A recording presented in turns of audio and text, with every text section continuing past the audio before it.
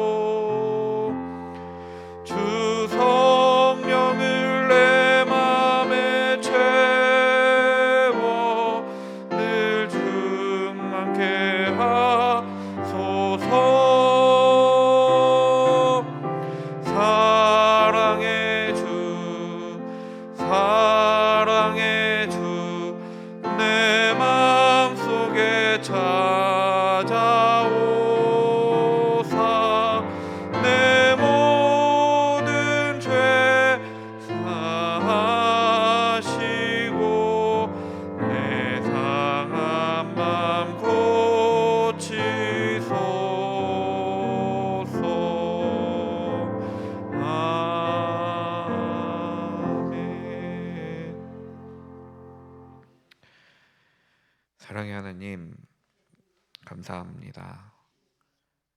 자격 없는 나를 사랑해 주시고 찾아와 주시니 감사드립니다. 주님의 찾아오심이 날마다 계속되지만 우리가 민감하지 못하여 주님을 기억하지 못하고 깨닫지 못할 때가 너무나도 많습니다. 우리로 깨닫게 하여 주시옵소서. 그래서 주님께서 내미신 손을 잡고 주님과 동행하며 주님께서 허락하신 길을 걸어갈 수 있도록 인도하여 주시옵소서. 그 길이 무겁고 어려운 길일지라도 주님과 함께이기에 행복하게 걸어가는 우리가 되게 하여 주시옵소서. 주님 사랑합니다. 오늘도 주님께 모든 것 맡겨드리며 예수 그리스도의 이름으로 기도드렸습니다. 아멘. 오늘 말씀은 고린도전서 11장 17절부터 26절까지 말씀입니다.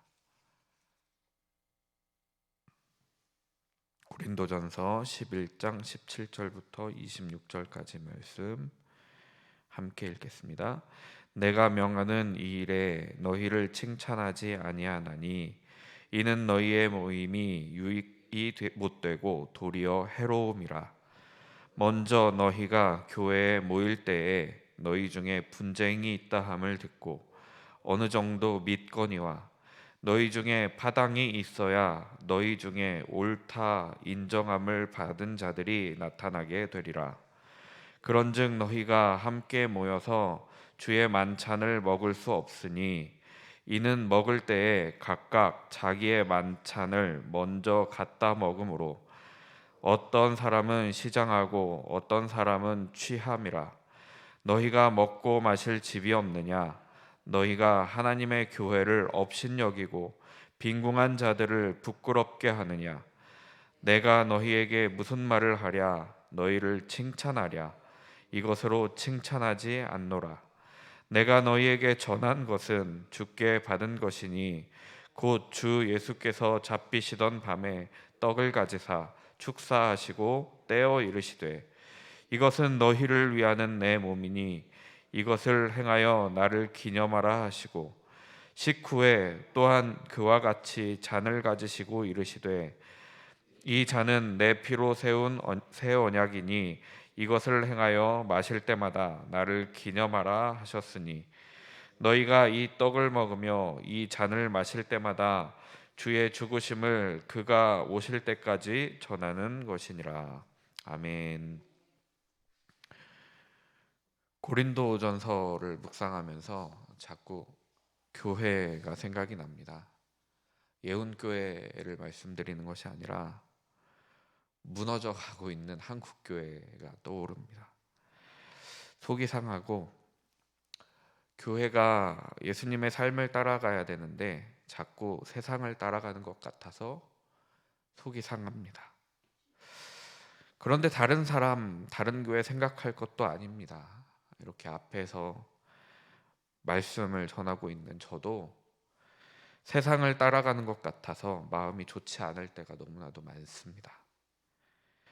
나의 어려움은 보이면서 이웃의 어려움은 보이지 않습니다. 이웃이 어떻게 살고 있는지 관심을 가질 만한 여유도 없고 관심도 갖지 않습니다. 사랑한다고 말하지만 말뿐인 저를 보면서 참 속이 상합니다.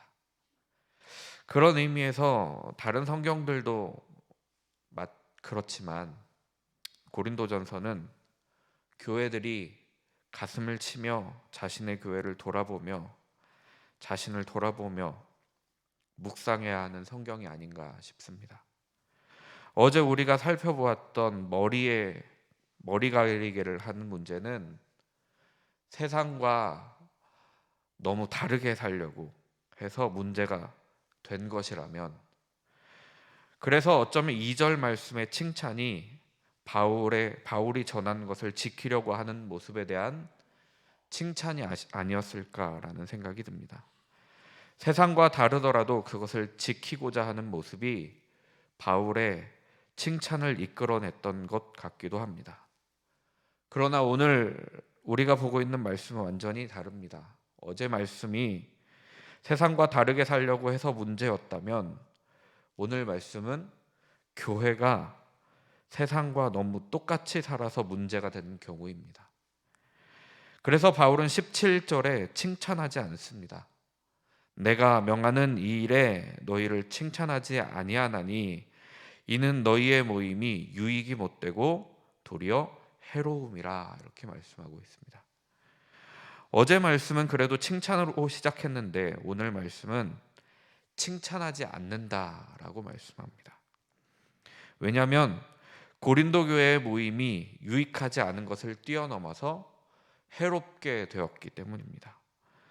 여기서 모임이라는 헬라어는 시네르코마이라는 단어를 썼는데, 이 단어는 결혼한 사람들이 함께 거주하는 것을 가리킵니다. 그러니까 교회로 묶여서 하나가 된 공동체, 원래 따로따로 살았는데 하나가 된 공동체를 말씀하고 있는 겁니다. 하나가 되어서 하나님께 예배해야 하는데 그러지 못해서 해로움을 끼치고 있는 것입니다. 18절 말씀도 보시면, 먼저 너희가 교회에 모일 때에 너희 중에 분쟁이 있다 함을 듣고 어느 정도 믿거니와 하고 말씀하고 있습니다. 우리가 고린도전서를 볼 때 초반에 있던 그 분쟁이 있습니다. 초반에 읽었던, 그때는 분파로 인한 분쟁이었습니다. 바울파, 아볼로파, 게바파, 그리스도파로 나뉘어져서 분쟁이 있었습니다. 그러나 오늘 말씀에서 나오는 분쟁은 또 다른 분쟁입니다. 이 분쟁은 부자와 가난한 자 사이의 차별로 인한 분쟁이었습니다. 18절에 나오는 모이다라는 단어도 시네르코마이라는 단어를 썼는데, 앞에서 우리가 봤던 그 시네르코마이라는 단어가 17절과 18절 그리고 20절에도 나오면서 그들이 하나가 되기 위해 모이기는 했지만 그 모임이 하나가 되지 못하고 오히려 분쟁이 되고 나누어졌음을 말씀하고 있습니다. 목적은 하나됨이고 예배하는 것입니다. 그러나 하나가 되지도 못하고 그럴 생각도 없는 듯이 보입니다. 그렇기 때문에 그 예배는 하나님 기뻐하시는 예배이기가 어렵습니다. 그렇기 때문에 바울은 칭찬을 할 수가 없습니다. 바울은 멀리 있지만 이들 중에 분쟁이 있다는 말을 듣게 되고, 그리고 그 들은 말에 대해서 어느 정도 신뢰를 가지고 있다라고 말합니다.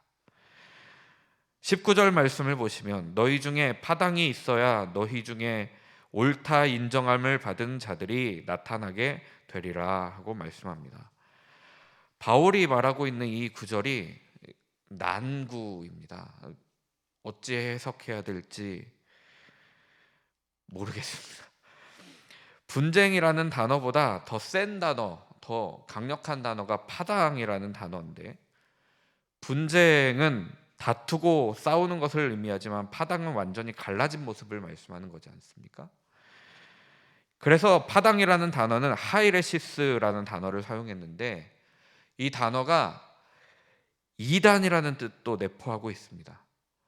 논쟁하고 다투어 어떤 사람은 파당을 만드는, 그러니까 이단과 같이 잘못된 신앙을 가지고 있는 사람들임이 분별되는 겁니다. 논쟁하고 다투어서. 또 어떤 사람은 옳다 인정함을 받는 자, 그러니까 하나님께서 인정한 사람들로 나타나게 된다는 뜻 정도로 우리가 받아들이면 좋을 것 같습니다. 성도님들 사이에 이런 이야기들을 자주 합니다. 저희가 코로나 시국을 지나면서 알곡과 가라지가 분별될 것이다, 분별되었다. 마찬가지로 어떤 분쟁으로 말미암아 어떤 사람들은 파당을 짓는 좋지 않은 사람들로 드러나게 될 것이고, 또 어떤 사람들은 하나님께서 옳다 여기시는 자, 하나님께서 기뻐하시는 자로 드러나게 될 것이다 라는 말입니다. 그러니까 이것은 수순이라는 겁니다. 그럴 수 있다, 이런 말씀을 하고 있는 겁니다. 20절 말씀을 보면, 그런즉 너희가 함께 모여서 주의 만찬을 먹을 수 없으니, 함께 모였는데요, 하나가 되어 예배하기 위해 모였습니다. 함께 이제 만찬을 해야 합니다.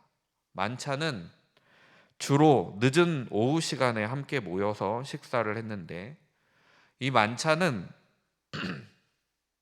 서로 음식을 준비해 와서 함께 만찬을 하는 겁니다.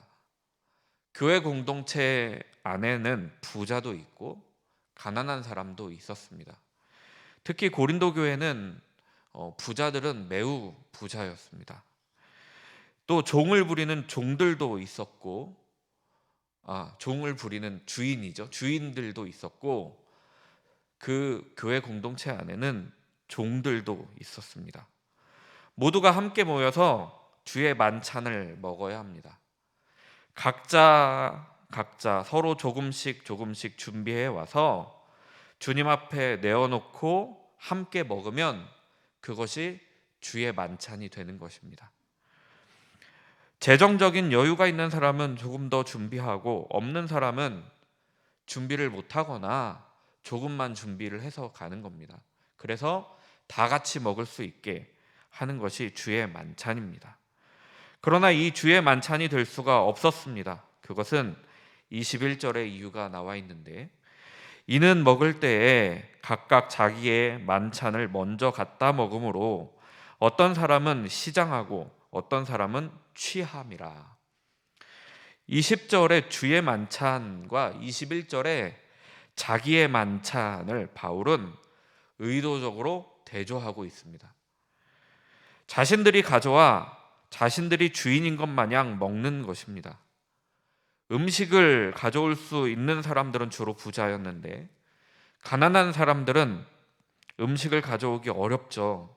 또 종들도 마찬가지입니다. 그런데 자기의 만찬, 자기의 음식을 바쳐서 주님의 만찬이 되게 하여야 하는데, 그렇게 해야 될 부자들이 주의 만찬으로 바친 척하지만 자기의 만찬을 만들면서 먹지 못하는 사람들이 발생하게 되는 결과를 초래하고 있는 겁니다. 부자들은 시간적인 여유가 있어 먼저 모일 수 있었습니다. 그러나 가난한 사람들과 종들은 일을 하느라고 일찍 모이지 못합니다. 아직 다 모이지 않았는데도 이들은 자기들이 준비한 음식을 먹기 시작하는 겁니다.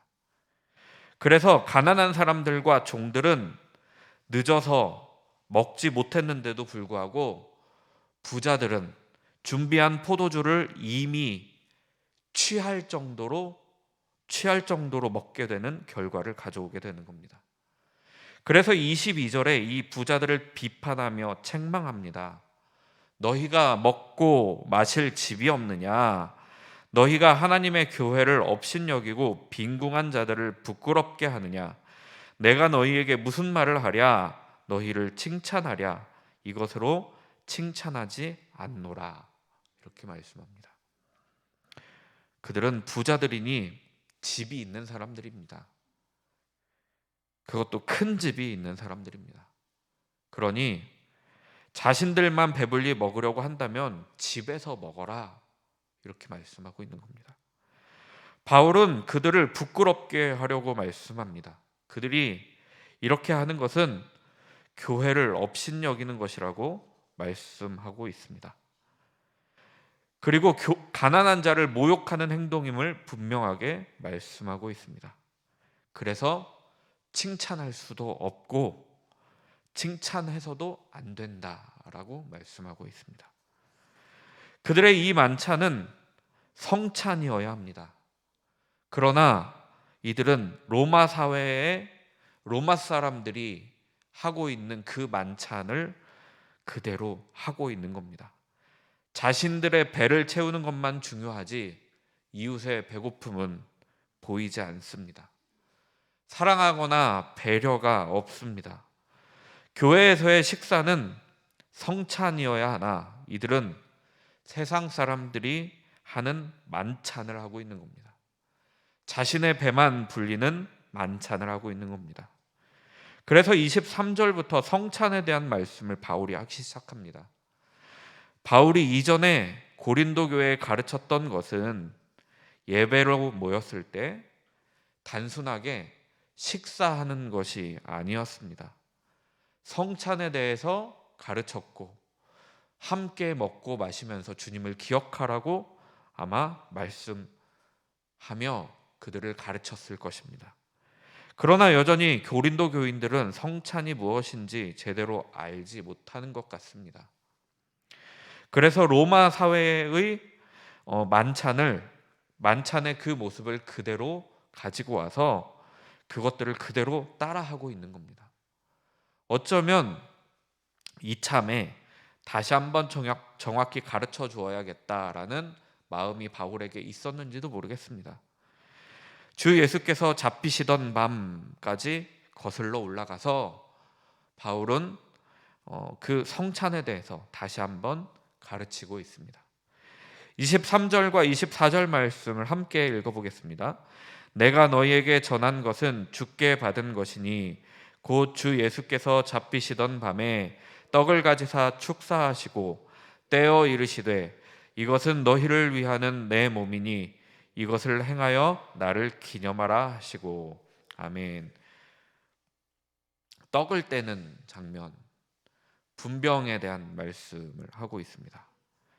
이 성찬에 대한 내용이 주님께 받았다라고 바울은 그 근거를 예수님께, 그리스도께 두고 있습니다. 예수님께서는 자신을 내어주고 십자가에 달리셨습니다. 떡을 떼고 예수님의 몸을 상징하는 떡을 떼는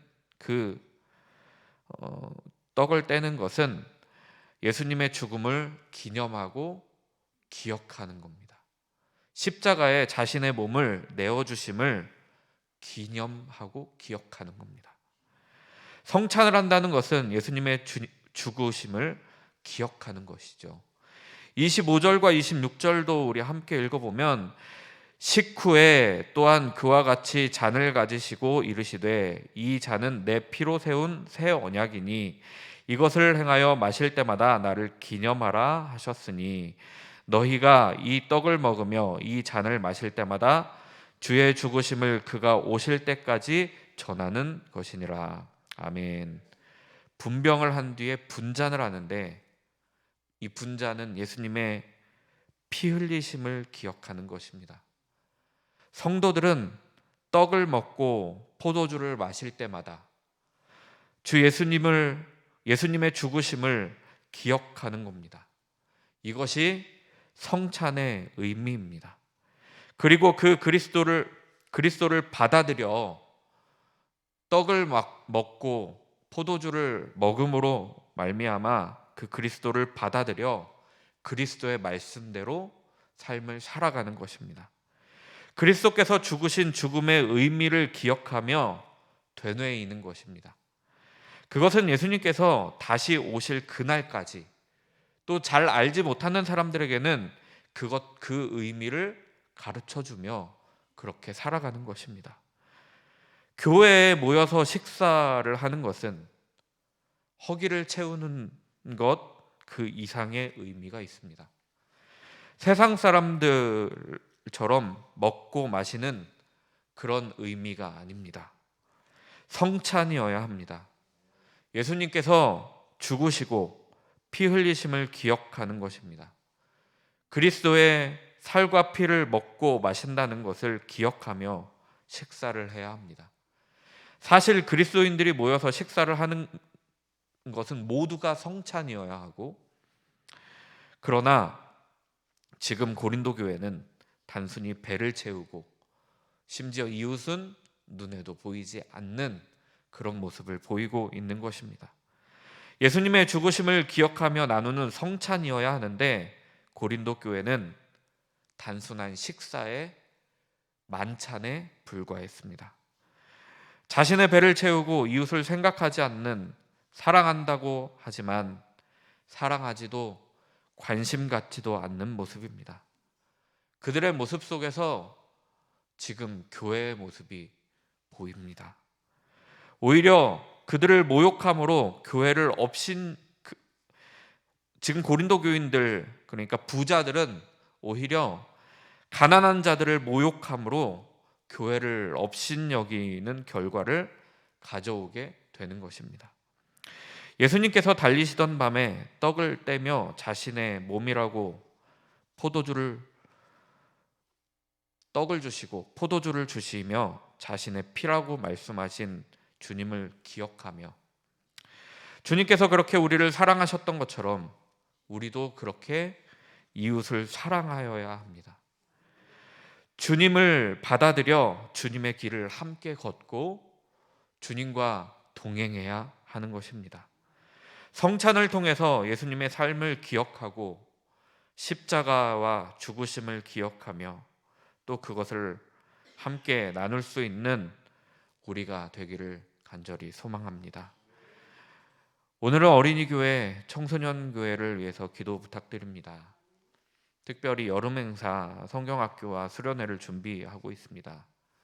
모든 준비 과정에 주님께서 함께 해달라고 그렇게 기도 부탁드립니다. 또 선교사님들을 위해서 계속해서 기도 부탁드립니다. 기도하시겠습니다. 사랑의 하나님, 감사합니다. 오늘도 말씀을 듣고 또 보게 하시니 감사드립니다. 우리가 이웃의 배고픔을 모른 척하지 않게 하여 주시고 성찬의 의미를 기억하게 하시고 예수 그리스도의 죽으심과 그 의미를 기억하며 사는, 또 우리가 먹는 식사가 모두 다 성찬이 되는 그런 시간들이 될 수 있도록 주님 인도하여 주시옵소서. 또한 그것들을 전할 수 있는 우리가 되게 하여 주시옵소서. 예수 그리스도의 이름으로 기도드렸습니다. 아멘.